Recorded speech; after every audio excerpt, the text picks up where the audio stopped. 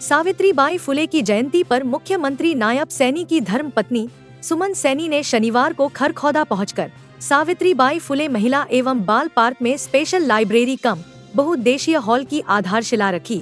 उन्होंने पार्क में बनी देश की पहली शिक्षिका सावित्रीबाई फुले की प्रतिमा पर पुष्पार्पित करते हुए उन्हें नमन किया। इस दौरान उन्होंने मुख्यमंत्री नायब सैनी की तरफ से लाइब्रेरी कम बहुउद्देशीय हॉल निर्माण के लिए 21 लाख रुपए देने की घोषणा भी की।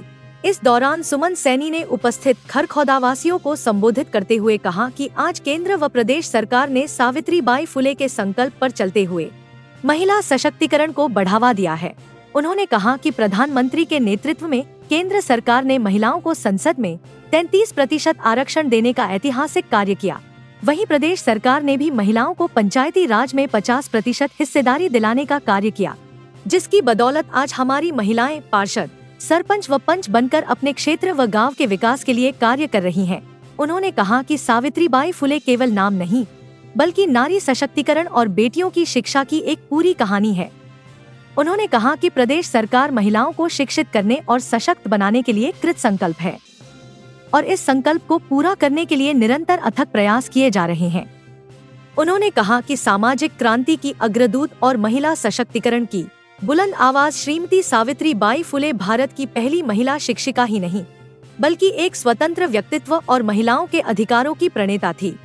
सभी को 2025 की बहुत बहुत बधाई और बहुत बहुत शुभकामनाएं देती हूँ।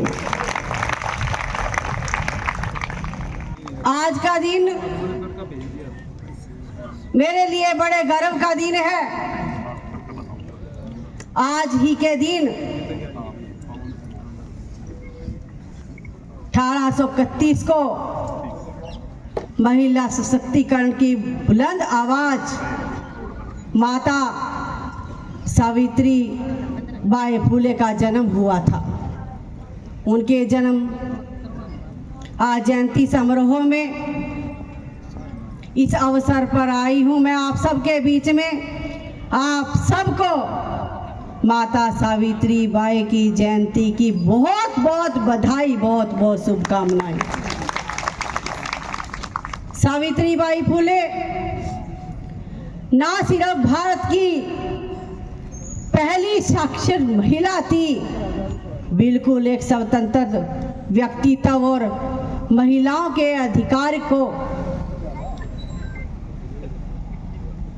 प्राप्त करने में जिनका योगदान और जिनको हमारी आने वाली पीढ़ियां याद करेंगी, उन्होंने महिलाओं के लिए उस समय शिक्षा की मिसाल जगाई जब लोग इसके बारे में सोचने से भी डरते थे। उनकी जयंती के अवसर पर मैं आप सबके बीच में आई हूँ। सावित्रीबाई फुले का जन्म उस समय और उस समाज में हुआ जब अनेक अंधविश्वास कुरीतियां भरी हुई थी। छुआछूत था, महिलाओं को सम्मान नहीं दिया जाता था, शिक्षा प्राप्त करने के कोई अधिकार नहीं थे।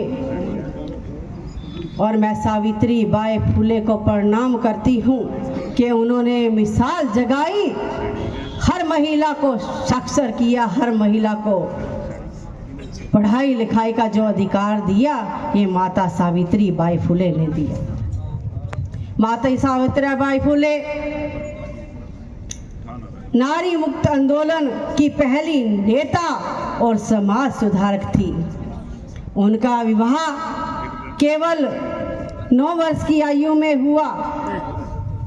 ज्योतिबाई फुले की वो अर्धांगिनी थी। विवाह के समय वे ज़्यादा पढ़ी लिखी नहीं थी। मैं ज्योतिबाई फुले को भी प्रणाम करती हूँ कि उन्होंने उस समय उस समाज में रहते हुए माता सावित्रीबाई फुले को पढ़ाई लिखाई करने का ये अवसर दिया। उन्होंने अपने जीवन को एक मिशन की तरह जिया। उन्होंने अपने जीवन का उद्देश्य विधवा विवाह करवाना और छुआछात मिटाना, महिलाओं को मुक्त कराना, महिलाओं को शिक्षित कराना। देश में विधवाओं की दुर्दशा थी और उन्होंने विधवाओं के लिए आश्रम खोले और 1890 में जब महात्मा ज्योतिबाई फुले का निधन हुआ तो पहली बार किसी महिला ने अपने पति को कंधा दिया। वो दिन दूर नहीं है जो ये अलख हमारे सावित्रीबाई फुले ने जगाई और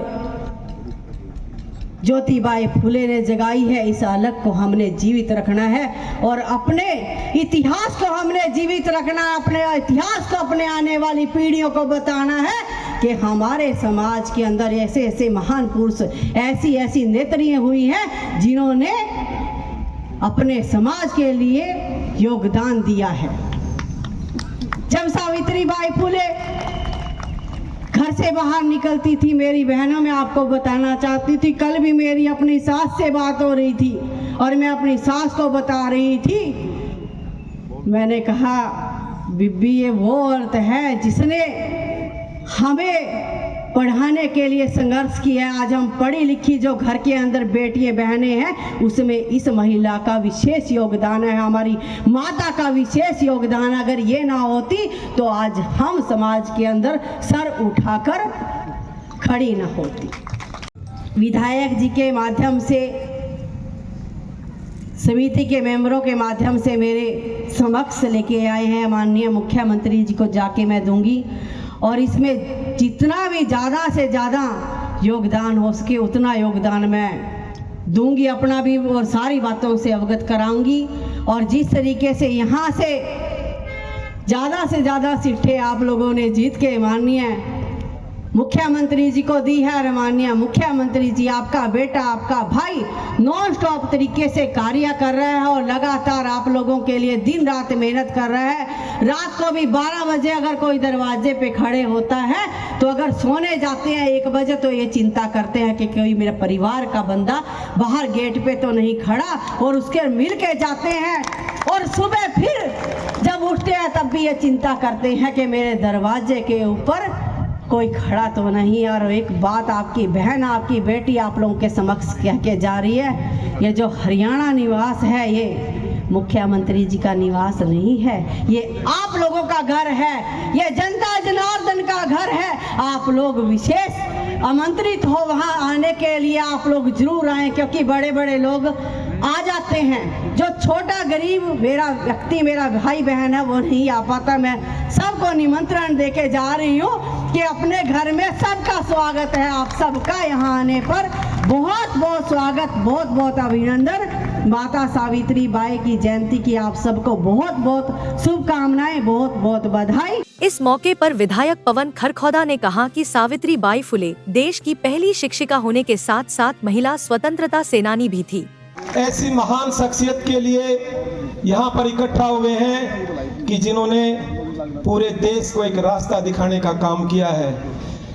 उन्होंने उस समय पे अभाव में भी प्रभाव का जीवन जीने का काम किया।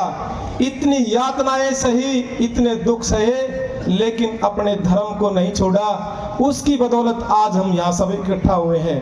तो इसलिए मैं आप लोगों से एक विनती जरूर करना चाहूँगा कि यहाँ से एक संकल्प लेके जाएं। जो माता सावित्रीबाई फुले के अधूरे सपने हैं, जो उनके अधूरे कार्य हैं, उनको पूरा करने का संकल्प। क्योंकि जहाँ पे संकल्प होता है उसका कोई विकल्प नहीं होता, और जिसका कोई विकल्प नहीं होता वहाँ पे जीत निश्चित नहीं सुनिश्चित हो जाती है। इसलिए अपने समाज की जीत को सुनिश्चित करने के लिए उनके दिखाए हुए रास्ते पर हमारे को चलना है। और मैं आप लोगों का धन्यवाद करता हूँ कि आप लोगों ने, जिन महापुरुषों ने हमारे को रास्ता दिखाया है, हमारे समाज को एक नई दिशा और दशा देने का काम किया है, उनका ऐसा भव्य प्रोग्राम करके उनकी जयंती समारोह का मनाने का काम आप लोगों ने किया है। आप लोगों ने दिखा दिया है कि आज के युग में भी आप जिंदा हो, और आप लोगों ने जिंदा कौम की निशानी आप लोगों ने साबित करने का काम किया है। इसलिए आप सब बधाई के पात्र हो। मैं जितनी भी माता सावित्रीबाई फुले की प्रशंसा करूं या उनके बारे में कहूं, वो शब्द सीमित होंगे, क्योंकि उन्होंने उस समय पे ऐसा कार्य किया है कि जो आज तक ना कोई कर पाया, और आगे का तो मैं कह नहीं सकता। जो इतिहास उन्होंने रचने का काम किया है, वो इतिहास के पन्नों में वो चीजें दर्ज हैं, क्योंकि माता सावित्रीबाई फुले हमारी देश की पहली प्रथम महिला शिक्षिका थी, जिन्होंने महिलाओं को बराबर का दर्जा देने का काम किया। तो कहने को बातें बहुत कुछ है, मैं तो केवल एक ही विनती करूंगा कि भाई कार्यक्रम जो भी हो उसमें हम सबको मिलकर भाग लेना चाहिए। और अगले महीने सीएम साहब की रैली यहाँ खरखोदा है, तो उस रैली के लिए भी आप लोगों ने अभी से तैयारी करनी पड़ेगी।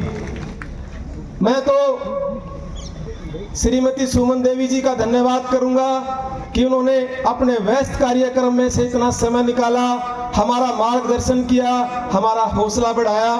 उनके लिए हम बार-बार धन्यवाद करते हैं। और जो माता सावित्रीबाई फुले ने जो शिक्षा की जो अमर ज्योति जलाई है, उसको जलाए रखने की जिम्मेवारी इस प्रांगण में बैठे एक एक बड़े बुजुर्ग की, नौजवान साथी की और हमारी माताओं बहनों की है।